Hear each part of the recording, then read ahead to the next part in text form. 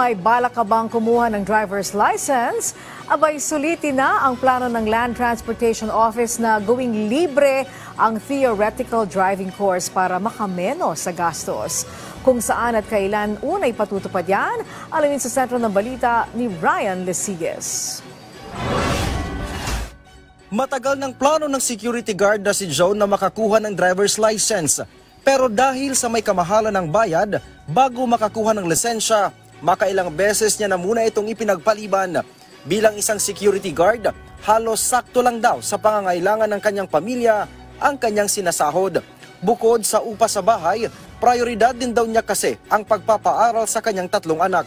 Malaking bagay po sir kasi yung ibabayad sana namin, di ba, pang ano pa yon o pwede pa namin pang bilihan ng pangailangan sa kung anong pwede na sa pangaraw-araw po namin. Pero si Joe tila nabuhayan ng loob. Inanunsyo kasi ng Land Transportation Office o LTO ang pagsasagawa ng libreng theoretical driving course para sa mga nais kumuha ng lisensya. Inatasan din ni LTO Chief at Assistant Secretary Attorney Vigor Mendoza ang lahat ng regional directors at district offices na magsagawa ng outreach programs para magbigay ng libreng TDC. Unang isasagawa ang libreng TDC ngayong Pebrero 10 hanggang 11 sa Marikina City.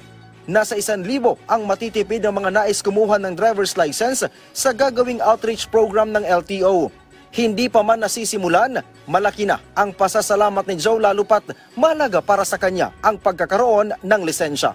Dahil sa malayo yung inuwian namin, mas mahalaga po na makakuha ng lisensya at may balak na rin po na makabili ng sasakyan para mas madali po yung transpo po namin papunta sa trabaho. Ryan Lesiges para sa Pambansang TV sa Bagong Pilipinas.